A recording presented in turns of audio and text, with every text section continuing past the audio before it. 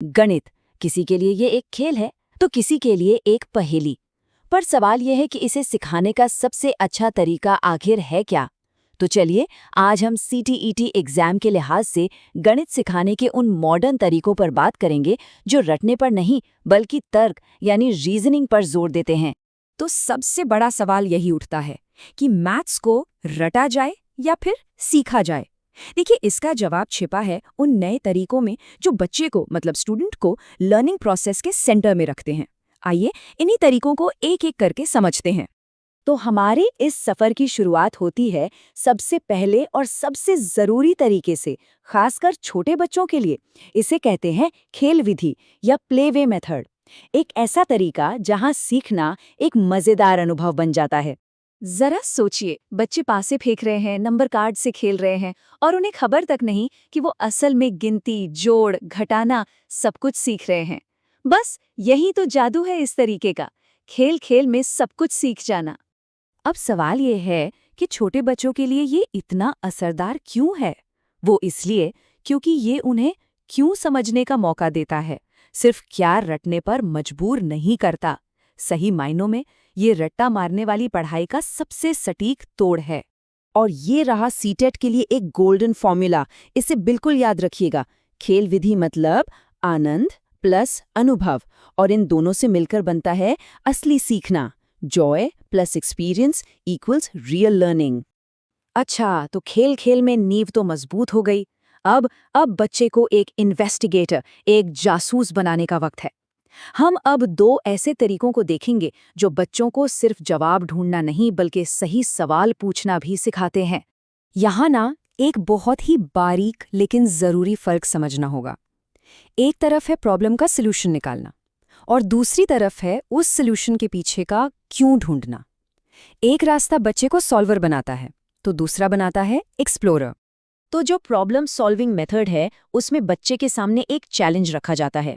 मान लीजिए एक मैथ्स की पजल दे दी। अब बच्चे को अपना लॉजिक, अपनी सोच का इस्तेमाल करके उस पजल को सॉल्व करना है। और सीटेट में ये सवाल अक्सर सीधा सीधा पूछ लिया जाता है कि भाई, इस मेथड से बच्चे में कौन सी स्किल्स सबसे ज्यादा डेवलप होती है?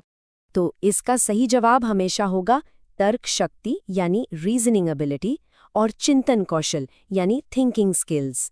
ये मेथड असल में बच्चे को एक विचारक, एक थिंकर बनाता है। अब आते हैं खोज विधि या डिस्कवरी मेथड पर। यहाँ टीचर का रोल बिल्कुल बदल जाता है। वो अब जवाब देने वाला नहीं बल्कि सिर्फ रास्ता दिखाने वाला गाइड है। वो ये नहीं बताएगा कि 2+2 4 होता है, बल्कि ऐसे इशारे देगा, ऐसे सवाल पूछेगा कि बच्चा खुद इस जवाब तक पहुंचे। तो अभी तक हमने देखा कि बच्चा अकेले कैसे सीख रहा है, पर जरा सोचिए, क्या हो अगर मैथ्स को क्लासरूम से बाहर निकालकर असली दुनिया में एक टीम प्रोजेक्ट के जरिए सीखा जाए? यहीं पर आते हैं प्रोजेक्ट मेथड। इसमें सारा जोर होता है टीम वर्क पर। बच्चे ग्रुप्स में मिलकर किसी एक असली दुनिया के काम को पूरा करने के लिए अपने मैथ्स के ज्ञान का इस्तेमाल करते हैं। जैसे कि मान लीजिए घर का नक्शा बनाना है तो इसमें ज्योमेट्री और मेजरमेंट का इस्तेमाल होगा, या स्कूल का टाइम टेबल बनाना है तो इसमें लॉजिक और टाइम मैनेजमेंट लगेगा। ये तरीका मैथ्स को सच में जिंदगी से जोड़ देता है।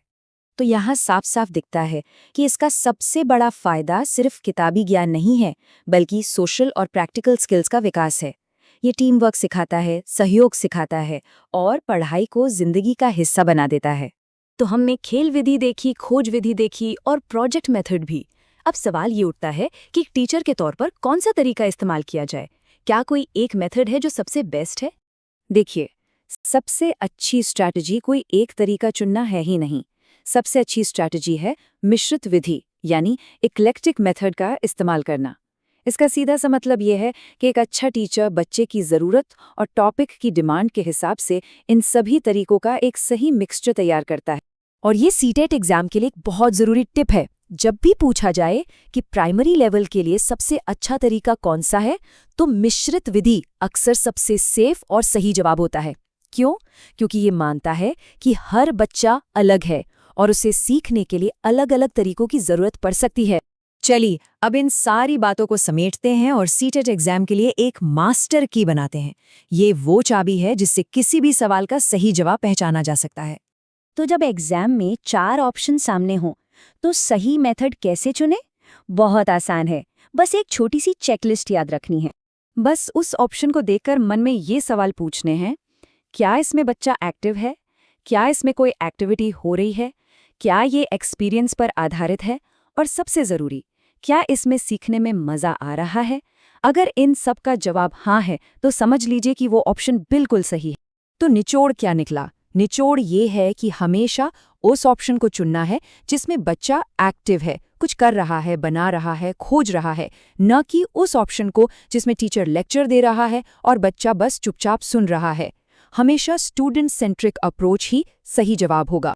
तो जाते जाते बस एक सवाल, जरा सोचिए, अगर हम सबको गणित इन तरीकों से पढ़ाया गया होता